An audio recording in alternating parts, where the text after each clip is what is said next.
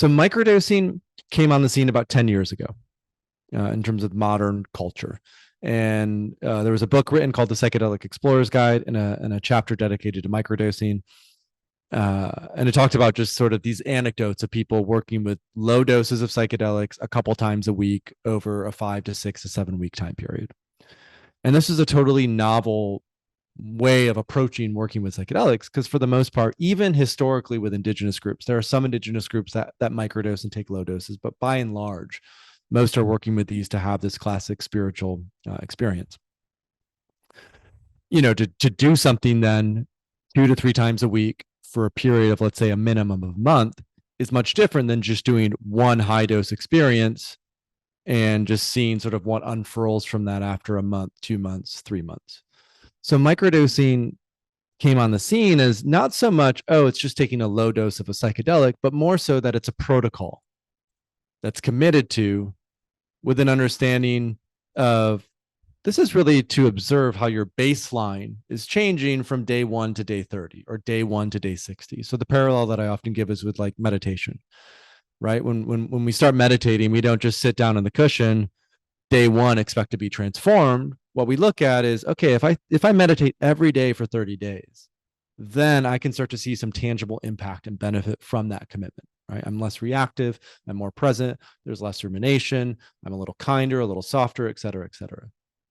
And that's the key with microdosing is to microdose. Let's say the typical protocol is 2 to 3 times a week, have at least a day off in between microdoses, to do it for a minimum of a month to start with, and to really observe how is my mood changing? How is my energy changing? How is my sort of capacity to move changing? What about the dietary choices that I'm making? How are those shifting and changing? How's rumination? Am I less ruminative? Am I happier? Right. So just having the chance to observe and notice that allows for an understanding of how microdosing could be beneficial. And again, what this comes back to is the skill, which is why this book that I wrote, Mastering Microdosing, is all about we want to empower you with the capacity to do this on your own. So this initial protocol that I'm talking about is the scaffolding. But ultimately, it's up to you to build that new sense of self around that scaffolding and have a clear, intuitive understanding of how this might be useful. So the key with microdosing for, let's say, more clinical indications is I think we'll find that it's very effective for depression. It's very helpful as a euphoria. I think microdoses of psychedelics will replace traditional psychiatric medications like Prozac and Zoloft for depression within the next 10 years. And it can be helpful for anxiety, although I'm not totally convinced on that. And it can also be helpful for addiction. Now, what is key within all of this is the same point that I've made throughout this podcast is microdosing is not a magic pill. And so I think it's key not to have a sort of psychological dependency. Again, psychedelics are not addictive. There will be no physiological dependency with this whatsoever with microdosing. But the psychological dependency of the only way I can feel better is if I'm taking this thing. That may be true for a certain period of time, but there's also a necessity to leverage that window of neuroplasticity with microdosing to weave in new patterns, new behaviors, new practices. This is why I think it's so fundamentally important to have a coach or a guide or a therapist who's there with you if you really want to get the most out of working with psychedelics and microdosing. Now, if we're looking at sort of the betterment of well people, or if we're looking at not how do I get back to baseline, but how do I go from baseline to the full capacity that I know is possible in my life? There's a few things that are sort of keys within that. One is creativity. So I mentioned BDNF, brain-derived neurotropic factor, even at doses as low as 6 micrograms of LSD. So the typical microdose of LSD is about 10 micrograms. Even at doses as low as 6 micrograms, there's an increase in BDNF. So for those, and most of us are in some ways needing to elevate and enhance creativity because being able to think outside the box, being innovative, looking at how new ideas are coming together, this is key as whether you're an entrepreneur, whether you're a coach, whether you're, a product engineer, whatever it is, it's really helpful to come up with new and inspiring ways to look at reality. So I think first of all, creativity. Second of all is leadership.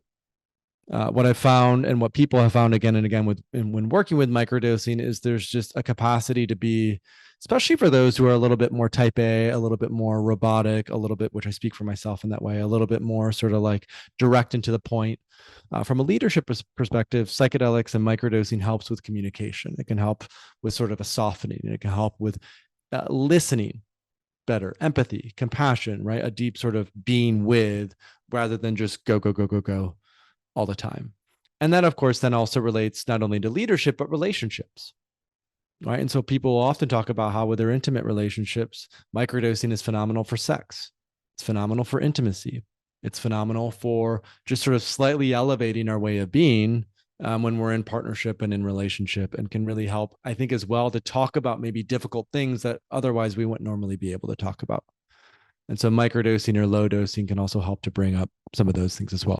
I think the final thing to land is whether it's for healing or whether it's for transformation, whether it's to get back to baseline or whether it's to elevate what our baseline is. The most important part to take away from this podcast, from working with psychedelics, is that at the end of the day, it's up to you, right? At the end of the day, we each have full responsibility for our health and for our well-being. And what psychedelics do is they create an opening and a capacity to confront life, not disassociate, not disconnect, but really just objectively go, this is where I'm at. And this is what needs to change to make that happen. And so there's an incredible sort of detachment that comes from that, where we're not tied to a personality or an ego anymore, but we're really listening to what it is that wants to move through. And then we can navigate life with a lot more fluidity as a result of that. Hey, this is Ari, and if you enjoyed this little clip, I highly recommend checking out the full-length podcast by clicking the link down below this video in the description. Check it out. You're going to learn a ton more valuable information. Also, as always, I want to mention at the Energy Blueprint, we offer a ton of solutions to help you increase your energy. And as a side effect, help you prevent disease, dramatically improve your brain function, your mood, combating anxiety and depression, increasing your resilience to stress, and increasing your longevity. All nice bonuses to strategies designed to massively increase your mitochondrial function and your energy levels. And we've got a whole suite of products, online info products that guide you on strategies to optimize your lifestyle and nutrition habits. We've got an Eat for Energy course. We've got a brain course. We've got an advanced fat loss strategies course. We've got a breathing for energy course, which I highly, highly recommend.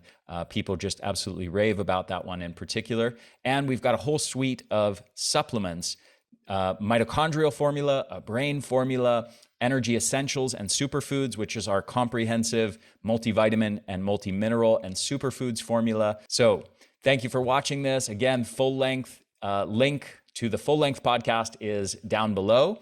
And check out theenergyblueprint.com for our whole suite of products that can help you dramatically transform your energy levels.